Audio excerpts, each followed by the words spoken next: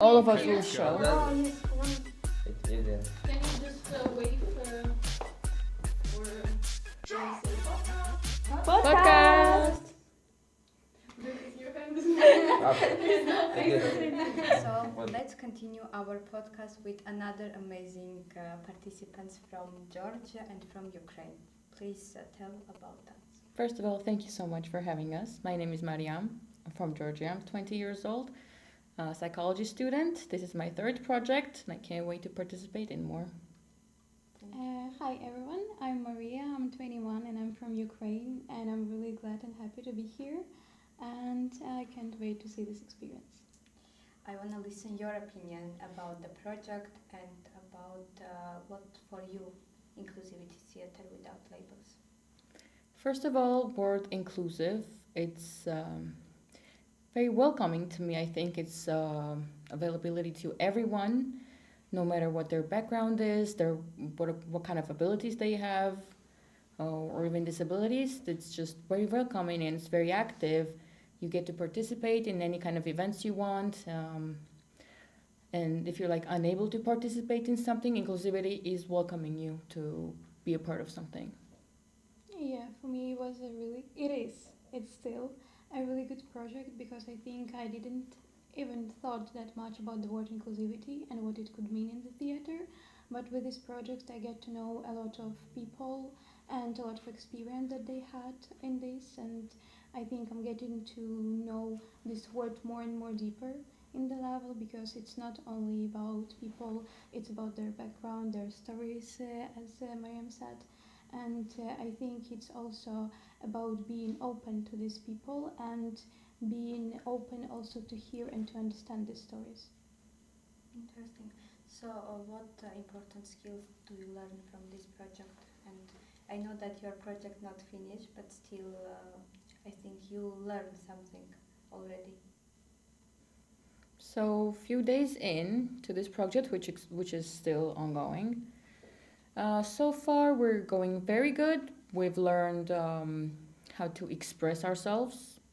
I think that has been the main reason of majority of the activities we did, like to express your feelings, reason behind those feelings, especially empathy. As I remember, that was playing a big role in our activities. And communication. We're developing our communication towards people from different countries, regions, and stuff. So very interesting kind of activities, actually. Yeah, for me, I also think it was kind of acting skills and how to be in public, how to act, how to know what is your audience and who are you giving the message for.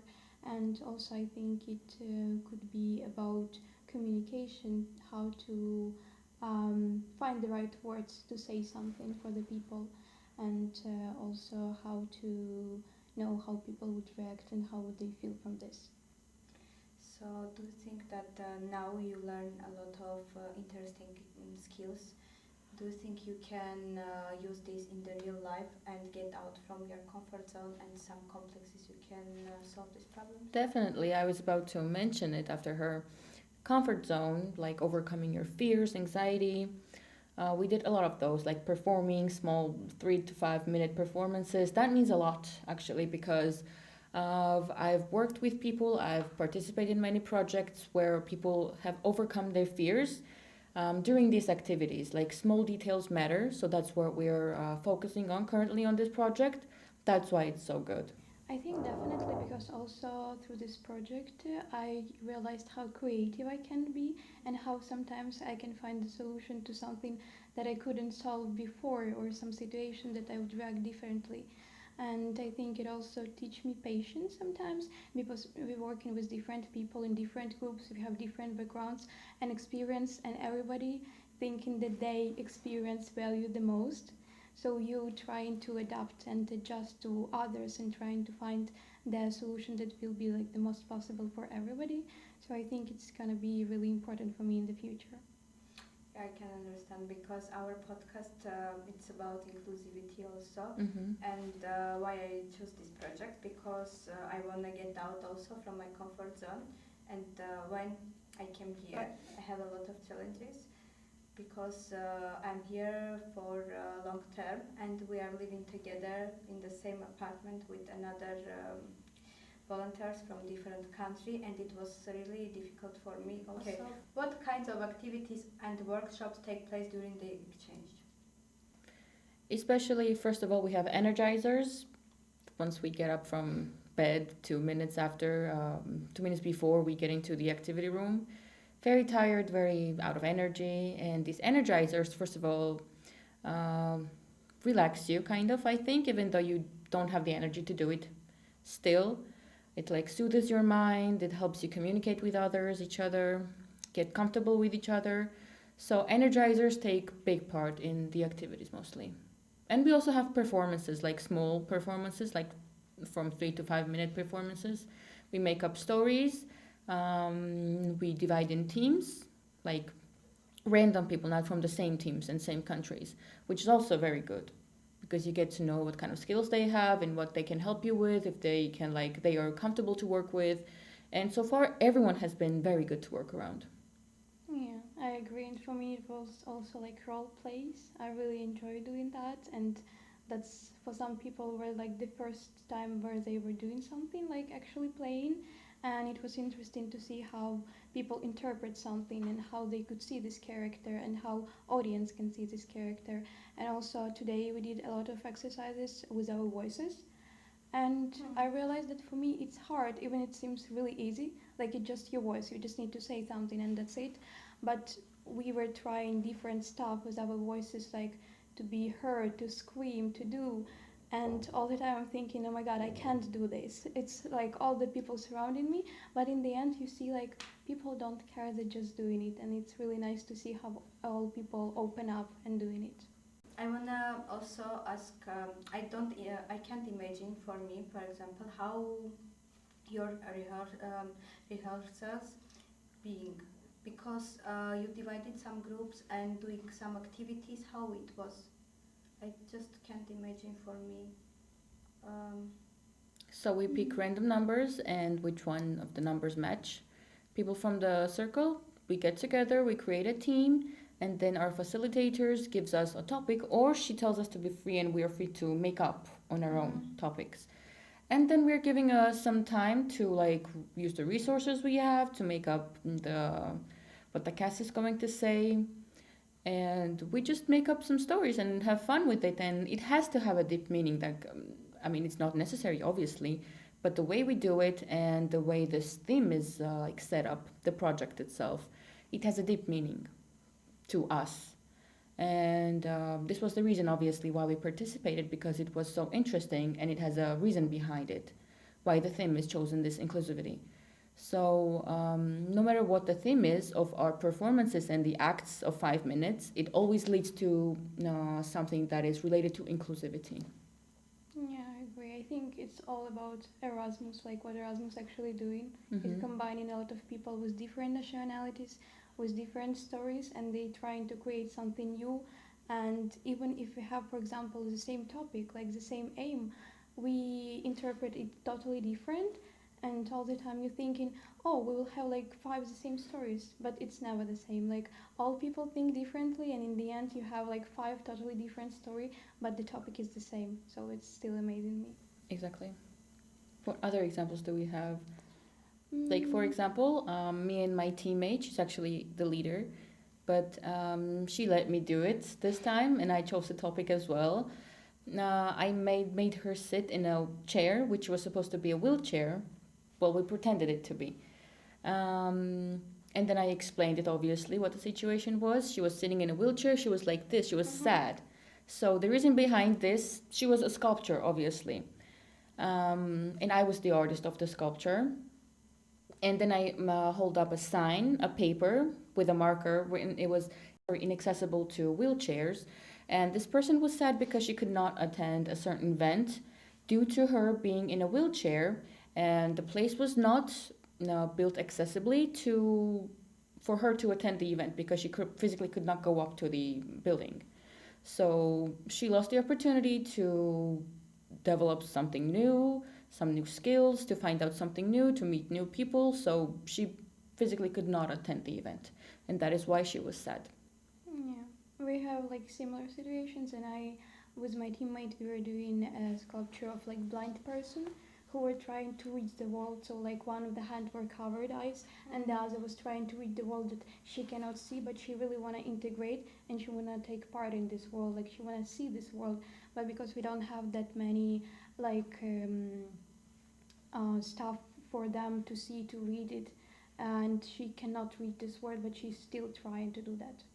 Thanks for sharing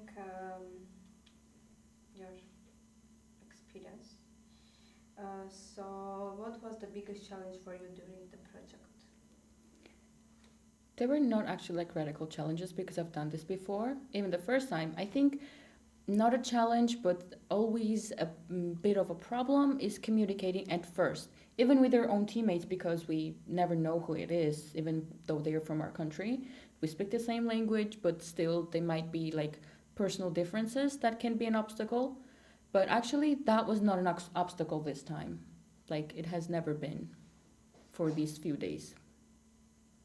For me, I think it was opening up quickly because it was again theater team, and you need to act, you need to see other people, and you need to be open from the beginning to get even your own results to see something. So I was like, I get it's a little bit harder for me than for other people, but in the end, I was like doing pretty good. So I'm like, I hope it will get better and better till the end of the project. Some experience in the future about theater and have another performance? I'm not really involved with theaters in real life, like once I go back to my hometown. Not really, but I always used to enjoy, like from my childhood to this day. Whenever there are like some interesting plays, I always love to go. Tickets always sold out, by the way, in our country. We love it. And not about experience, no, I haven't got any experience, and I'm not actually going to, not planning on. I think, yeah. You never know what's gonna happen. Yeah, I agree. But for me, when I was in school, I was in the school theater, if you can call it like that, and we were playing on New Year Eve for the children in our school. But in university, I didn't get the chance to do it actively or just being even involved in theater. So for me, this project was like a good reminder that I still want to do this, and it's still something that maybe in the future I want to try myself in. Because all the time when I'm going to the theater, sometimes in my heart, I'm like, I could be there actually. So I think maybe in some time in the future, we'll see. Finally, what would you say to young people who think theater isn't for me? I would say you never know if you didn't try. Like, the phrase is super easy, but it's hard to do. Just go for it. Like, go out of your comfort zone we were talking about. I think it's really important to not be in the same circle all the time, to not doing the same stuff all the time. You need to try different things to actually know what you're good at. You need to experience a lot. So I think theater is a good opportunity to try yourself in different stuff because you can play a doctor, you can be anyone you want in this. So I think it's really good opportunity for people to do that.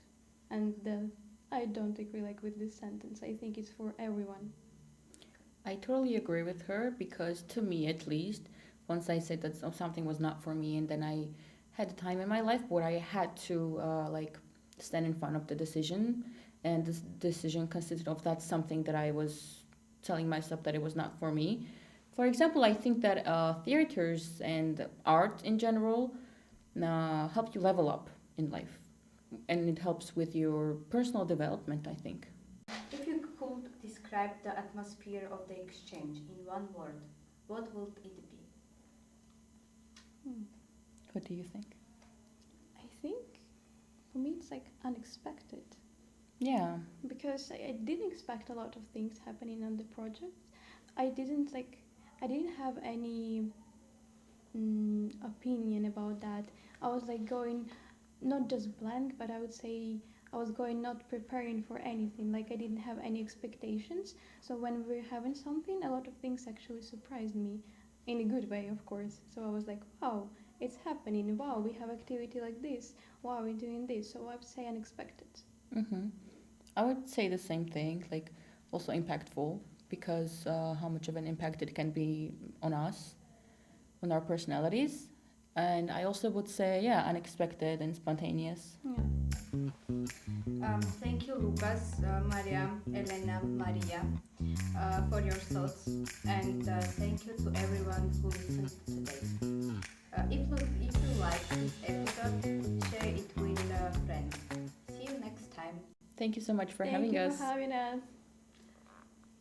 Okay. Bye. Can you come here? Yes.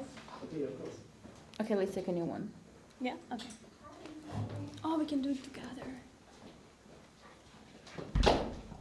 Selfie in the podcast. Yeah, let's do it Wait, together. I'll do it yes again.